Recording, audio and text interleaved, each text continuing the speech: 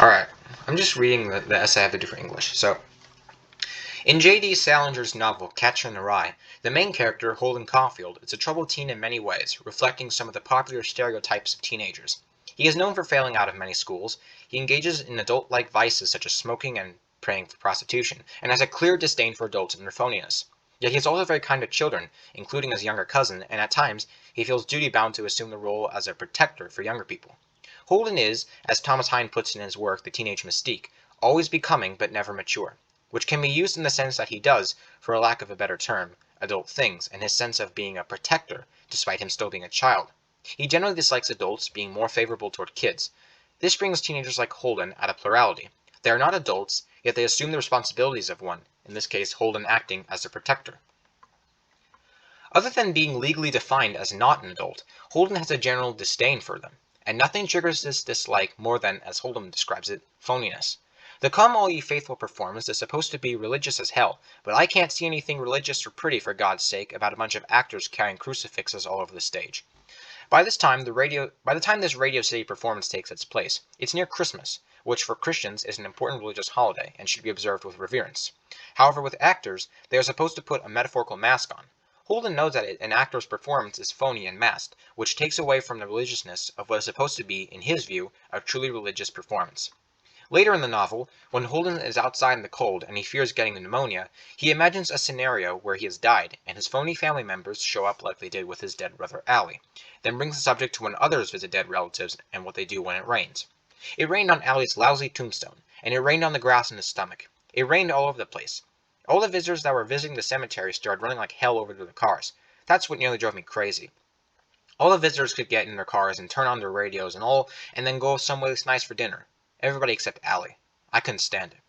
What really irks Holden about this is the perceived lack of concern with other families, particularly when Holden says they'd go to their cars and go out to dinner. To Holden, this seems like those families don't really care all that much about their deceased relatives, showing their phoniness, unlike how Holden cares about Allie. It might perhaps be one of the reasons why Holden has such an antagonistic attitude toward adults, particularly in phoniness in this instance. They might not understand or appreciate the gravity of a loved one passing, something Holden has to live with and grieve with every day. Another key issue Holden has with adults is the fact that adults can be real jerks, to put it lightly. Holden can see, through actions like these, that adulthood has been corrupted with negativity. There's one notable example of major problems with adults when a boy at one of Holden's schools committed suicide. James Castle jumped out of the window. I was in the shower and all, and even I could hear him land outside. He was dead, and nobody would even go near him. All he did with the guys who bullied James to the point of suicide was expel them. They didn't even go to jail. There's 2 points to this. There's a bit about how nobody went near James's dead body. Like mentioned above, these particular adults showed a lack of caring for James, how they were all too disgusted to do anything about the body until Mr. Antolini showed a sense of nobility by moving James's body. Then there's the part about how the adults handling James's bullies acted. The school didn't do anything relatively major in handling the bullies, just simply expelling them. The lack of accountability made Holden, and really anybody close to James, look really poorly on adults and their sense of justice. On a much less serious note, adults can act, pardon the French, pissy. There's one exchange where Holden takes a snowball aboard a city bus, but the driver makes a little bit of a stink about it. I told the bus driver I wasn't going to throw the snowball at anybody, but he wouldn't believe me. People never believe you. Holden was so irritated with the bus driver not believing Holden would do anything with the snowball, make him toss away. Then there's an extension he uses with, people never believe you. By this extension, he applies his statement to all adults. If the audience really wants to boil this exchange even more, it can be chalked down to a child versus adult spat, where Holden would be on the innocent child side of the coin with his snowball. By contrast, the adult would be on the stern, cold side of the coin. Holden Caulfield is known to favor childhood innocence more so than adult-like coldness. This is shown in quite a few examples, most brought to light when Holden visits his younger cousin Phoebe. He first finds Phoebe asleep, remarking on the way children and adults sleep. It's funny.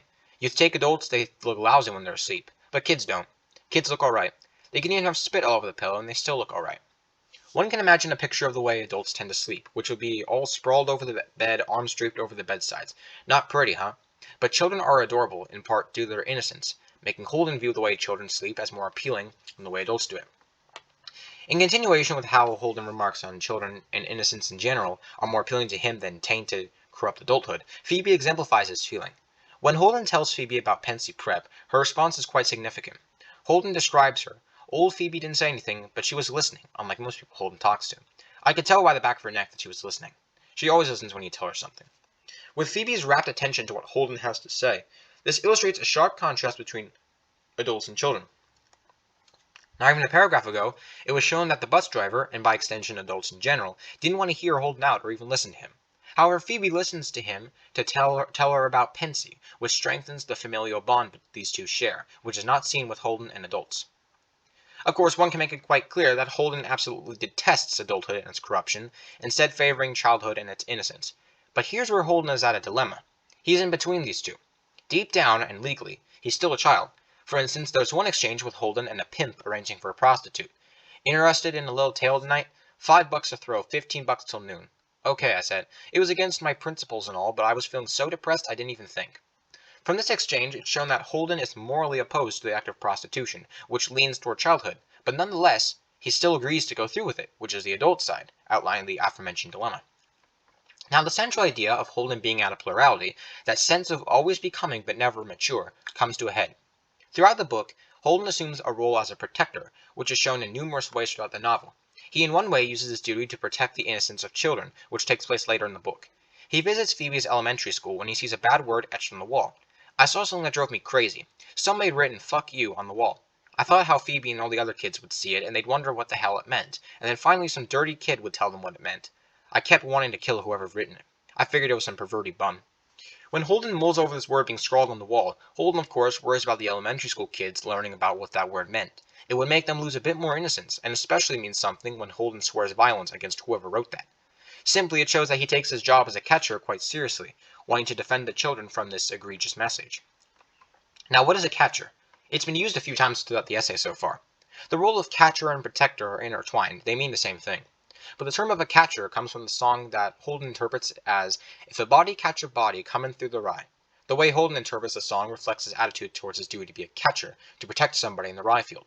The actual title is a bit different, if body meet a body comin' through the rye. But it's clear that Holden finds solace in being a catcher, helping protect kids. He finds it his duty. Anyway, I keep picturing all these little kids playing some game in this big field of rye and all. Thousands of little kids and nobody's around. Nobody big, I mean, except me. And I'm standing on the edge of some crazy cliff.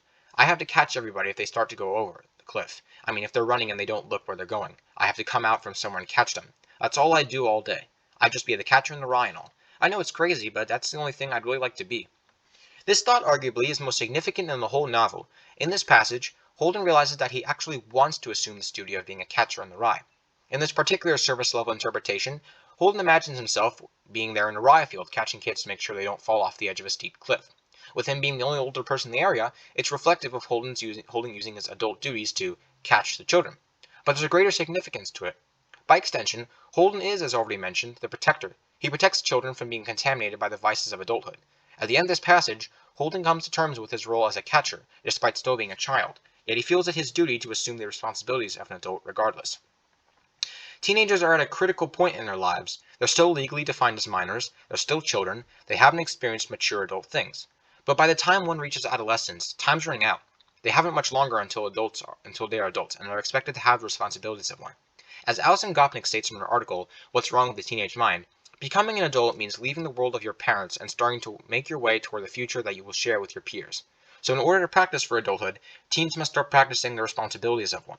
And this is where teens are at a junction, a crossroads. They start assuming the role of adults, but they are antagonistic towards adults, and don't see, God forbid, themselves as one. Yet they are still not legally defined as an adult. Yet they are still relatively inexperienced as far as the adult world goes. Yet even though they may dislike adults, instead favoring younger people who are around the same age as them, as a teenager grows up, they too must become a protector, a catcher, like Holden Caulfield so demonstrated.